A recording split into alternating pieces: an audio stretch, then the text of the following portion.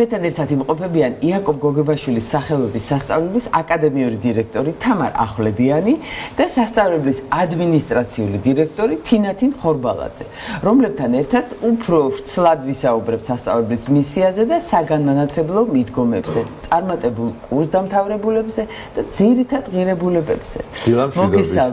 მოგესალმებით. თინათინ, მე ვიცი რომ იაკობ გოგებაშვილის სახელობის სასწავლებელს პროცესი 4 ესეთ ძირითად მიმართულებაზე აგებს, ხო? ეს არის აკადემიური, სპორტული, სასულიერო და სასიცოცხლო უნარჩვევების, ასე ვთქვათ, არაფორმალური განვითარებაზე. აი ეს კონცეფცია საიდან მოვიდა, როგორ ჩამოყალიბდა ეს კონცეფცია, ამაზე თუ შეიძლება მოგვიყვეთ. სიამოვნებით, დილამშვიდობის, მოგესალმებით კიდევ ერთხელ, მივესალმებით ტელემაყურებელს და ძალიან დიდი მადლობა, ვფიქრობ, რომ ძალიან მნიშვნელოვან თემაზე ვსაუბრობთ ჩვენ დღეს დილას განათლებაზე. თვითონ ეს კონცეფცია სკოლის არის ძალიან ნაფიქრი და ძალიან დიდი სიყვარულით შექმნილი და ეს იგრძნობა ყველაფერში. მე მახსოვს 2009 წელს, როდესაც დაფუძნდა ჩვენი სკოლა კიკეთში, პირველი 8 მოსწავლე მივიღეთ და მობრძანდა გახსნაზე მისი უწმინდესობა, სრულიად საქართველოს კათოლიკოს პატრიარქი, რომლის კურთხევითაც დაფუძნდა ეს სკოლა საერთოდ კიკეთში და მან თქვა მაშინ საოცარი სიტყვები, დალოცა სკოლა და თქვა რომ მე ვიქნები მოხარული თუ მიმიღებთ მე-9 მოსწავლედ და ნუ ეს იყო ძალიან დიდი საჩუქარი, ძალიან დიდი სიხარული და ძალიან დიდი პასუხისმგებლობა ამავდროულად და აი ამ ერთმა ფრაზამ თითქოს შემდგომ განსაზღვრა მთელი ამ სკოლის მომავალიც, იმიტომ რომ ის რაზეც ვოცნებობდით, ის რაც გვინდოდა, თითქოს ძალიან რეალური და ხელშესახები გახდა უწმინდესის აი ამ სიტყვების შემდეგ უკვე ყავდა 10-ჯერ 9 მოსწავლე და იმის შემდეგ კიდე გავიზარდეთ. რაც შეეხება კონცეფციას, იცით რა, ეს 4 მიმართულება, რაც თქვენ ძალიან სწორად ახსენეთ, მიგვაჩნია რომ არის საფუძველი და საყრდენი ნებისმიერი ადამიანის ჰარმონიული განვითარებისთვის, განსაკუთრებით ადრეული ასაკიდან. ჩვენ ბავშვებს ვაძლევთ ცოდნას, განათლებას, რაც არის ძალიან მნიშვნელოვანი.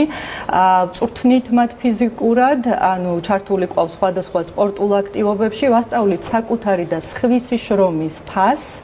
რაც აქ ძალიან მნიშვნელოვანია, უნდა ვახსენოთ, რომ ისინი შემდგომ თავადვე მოიხმარენ იმას, რასაც ქმნიან და სხვებსაც ამას უზიარებენ და სულიერება, რომელზეც პრინციპში არის დაშენებული შემდეგ ყველაფერი და ღერძი არის მაინც. კი ბატონო, იმიტომ რომ ეს არის მუდმივი, ეს არის ურყევი და ამაზეა შემდგომ ყველაფერი დანარჩენი დაშენებული, თუმცა ეს ძალიან ბუნებრივად და ძალიან ორგანულად არის ინტეგრირებული დღის რეჟიმში და ქმნის იმ თლიანობას, რაც ვფიქრობ, რომ აღუზრდის ამ ქვეყანას ღირსეულ თაობას. და ამაზე ჩვენ დღეს დეტალურად ვისაუბრებთ. ძალიან ხშირად ევროპული კვლევები, იცით, მძიმე სტატისტიკის შესახებ, ხო, საქართველოში მოსწავლეთა, ასე ვთქვათ, უნარების, ჩვევების და ასე საგანმანათლებლო დონე, ასე ვთქვათ, საკითხური შინაარსის გააზრება და ძალიან მძიმე შედეგი გვაქვს ამ კუთხით. ჩვენც ახლა ჟურნალისტები ხშირად გადაცემებისთვის გვჭირდება 1000 კვლევის მოძიება, 1000 სტატიებს ვესწრებით და ასე შემდეგ და საქართველოს განათლების სისტემაში ამას ყოველთვის ხაზს ვუსვამთ ხოლმე, რომ მინუსი თუ შეიძლება ითქვას, ეს არის არაფორმალური განათლება.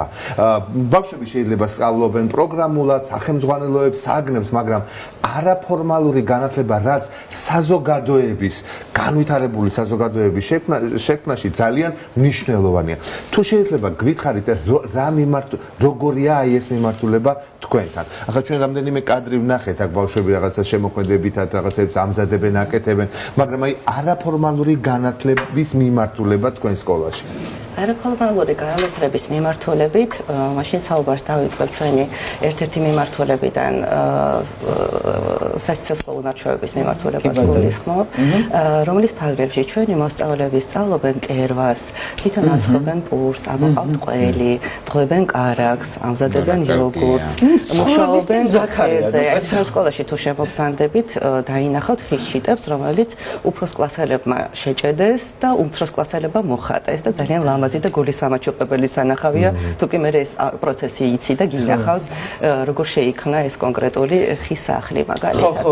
დიახ, და ამიტომ ეს ძალიან მნიშვნელოვანია ჩვენთვის და არა მარტო სასულიერო არა მარტო სახელობრივი მიმართულება, აი ეს 4 მიმართულების სინთეზი, რომელიც ნამდვილად განსაზღვრავს პიროვნების ჰარმონიულად ჩამოყალიბებას ძალიან მნიშვნელოვანია ჩვენთვის და თითოეულს თავისი უდიდესი წვლილი შეაქვს პიროვნულ განვითარებაში, აკადემიური მიმართულებით, თქვათ, შედეგების დადებაში და ასე შემდეგ. აი სასულიერო მიმართულებაში მაგალითად ჩვენთან მოდის მოძღვარი კვირაში ერთხელ ატარებს გაკვეთილს, რომელსაც ტრადიციულ გაკვეთილსაც ნამდვილად ვერ უწოდებ, იმიტომ რომ მოსწავლეები მოდიან მათთვის საინტერესო კითხვებით და მოძღვართან ერთად განიხილავენ სხვადასხვა საკითხებს. იგივე აკადემიური მიმართულებითაც გარდა იმ ტრადიციული საგნებისა და აქაც მინდა აღნიშნო, რომ ამ საგნებთან ერთად ჩვენ გვაქვს ჩვენებური განსაკუთრებული საათობრივი ვადე აწყობილი, როგორ თვლით, როგორ უკეთესად გავალთ შედეგზე, ამის მიხედვით და კი ბატონო, გიპასუხებ დიდი სიამოვნებით. მაგალითად, აი თუ თქვა სხვაგან ჭადრაკი ისწავლება 2 კლასის ფარგლებში, ჩვენ 4 კლასის განმავლობაში, 4 წლის განმავლობაში ვსწავლობთ. ეს ის სპორტია, მოგეხსენებათ, რომელიც ამ სააზროვნო უნარების და პრობლემის გადაჭრის უნარზე და ასე შემდეგ მაღალ სააზროვნო უნარებზე გაყავს მოსწავლე. ასევე თქვათ, მაღალკლასელები დამატებით სწავლობენ ფინანსური მათემატიკის კურსს, მე თავად ვასწავლე ამ კურსზე და თქვათ, ეს ეხმარება მოსწავლეებს ფინანსური წიგნიერები აღიმაღლონ, ეს ცოდნა გაიუმჯობესონ და მომავალში მე ძალიან მნიშვნელოვანი და სერიოზული გადაწყვეტილებები მიიღონ. თამარა, ინდივიდუალურ მიდგომასთან რა შეგიძლიათ? იმიტომ რომ ყველას თავისი რაღაცა მონაცემებია შესაძლებლობა ამის წარმოჩენას, აი როგორ უზრუნველყოფთ ამას? ინდივიდუალური მიდგომის გარეშე წარმოუდგენელია მოსწავლეზე ორიენტირებული პროცესის დაგეგმა და ამის ორგანიზება. თითოეული მოსწავლე რაც ბავშვი ზოგადად არის უნიკალური თავისი სწავლის სტილით, ცოდნის დონით, თავისი ინტერესებით. აქედან გამომდინარე, ჩვენ სკოლაში რამდენიმე მეთოდით ვახორციელებთ ამას. პირველი რაც არის, ეს არის მასწავლებლები რეგულარულად ახორციელებენ დიაგნოსტიკურ შეფასებებს, რათა დროულად მოახდინონ მოსწავლის სუსტი და ძლიერი მხარეების განსაზღვრა და შესაბამისი ინტერვენციები რომ განახორციელონ. ასევე ჩვენ ვიყენებთ დიფერენცირებული სწავლების მეთოდებს. მოსწავლეებს აქვთ იმგვარი დავალებები, რომ საკუთარი შესაძლებლობები მაქსიმალურად გამოავლინონ და უფრო განვითარდნენ მერე შესაბამისად ამ პროცესში. ასევე ვიყენებთ აქტიური სწავლის მეთოდებს. მოსწავლეები ჩართულები არიან პროექტების კეთებაში ინდივიდუალურად, გუნდურად მუშაობენ პროექტებზე, ჩართული არიან დისკუსიებში, კვლევით აქტივობებში და ჩაგეჭრით რადგან მეთოდოლოგიაზე ლაპარაკობთ. ეს ორივესთან შეიძლება ითქვას ეს კითხვა. ეს სკოლა არის იაკობ გოგებაშვილის სახელობის, რაც ჩემთვის იყო ძალიან მნიშვნელოვანი, იმიტომ რომ იაკობ გოგებაშვილის როლი რაღაცნაირად დაიჩაგრა ქართულ პედაგოგიკაში.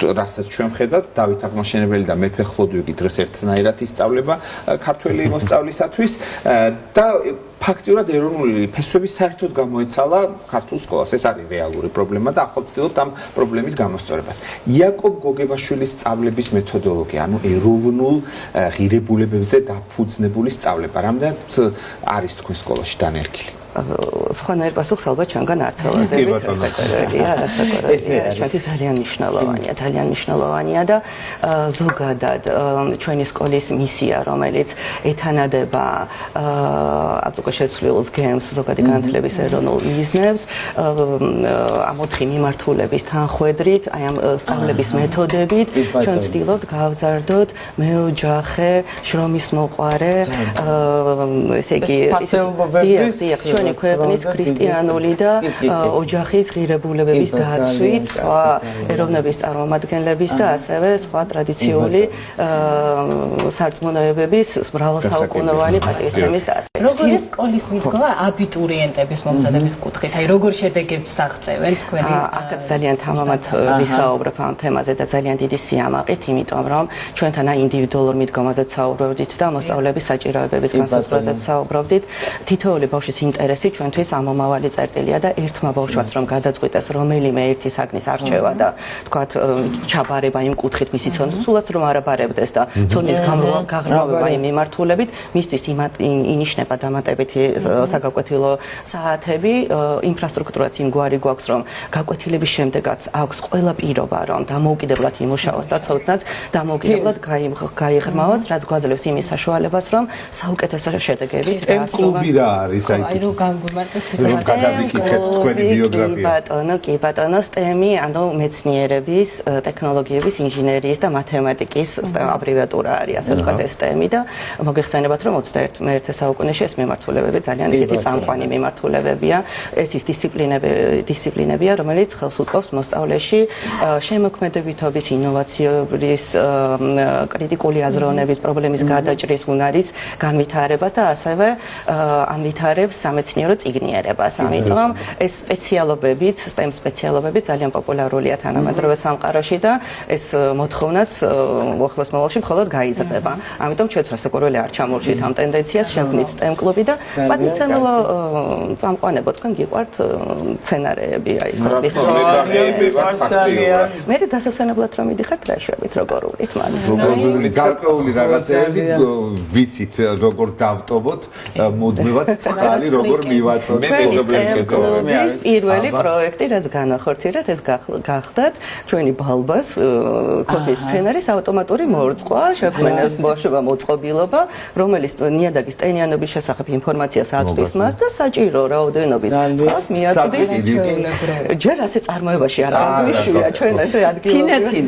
თინეთინ როგორია აი სასწავლებლის ინფრასტრუქტურა და აი ამ სერვისებს, აი კვება, სამედიცინო დახმარება, ტრანსპორტირება, აი ამას მოკლედ სიუჟეტში ძალიან კარგად ხედა, მეგონი ყველა ვნახეთ ეს ყველაფერი. ძალიან კომფორტული რაც არის ჩვენთვის აზამშობლებისთვისაც, რომ ერთ ადგილას არის ეს ყველაფერი კიკეთში თავმოყრილი. შესაბამისად, თუ სხვა შემთხვევაში მშობლებს უწევთ სკოლის შემდეგ დამატების სხვადასხვა დისციპლინებზე ტარება ქალაქში მოსწავლეების, ჩვენ თვითონ ვთავაზობთ მათ ადგილზე ამ სერვისს. რა თქმა უნდა, თბილისიდან მოსწავლეები მგზავრობენ ჩვენი კომფორტული ავტობუსებით, ვთავაზობთ სამჯერად ჯანსაღ-ჯანმრთელ კვებას, ყავს არაჩვეულებრივი სკოლის პედიატრი, ფსიქოლოგი, სამ სასწავლო კორპუსს მოიცავს სასწავლო ინფრასტრუქტურა, რომელიც თანამედროვე ტექნოლოგიებითაც არის აღჭურვილი და ასაკობრივად არიან კორპუსებში გადანაწილებულები. არ შეიძლება არ ვახსენოთ საოცარი სპორტული კომპლექსი, გვაქვს ღია და დახურული სპორტული მოედნები, რაგბის მოედანი, მინი ფეხბურთის სტადიონი და რა თქმა უნდა საცურაო აუზი. ტურისტად მოსვლის სურვილი გამიშთა. ხელზე მოვა. კი ბატონო, და ახალ გამოცხადოთ მოსა ჩემო. ძალიან დიდი მადლობა. წარმატებები უნდა გისურვოთ თქვენს მოსწავლეებს და იმათ ვინც ახლა სექტემბრიდან თქვენთან შემოვლენ დიდი სიამოვნებით.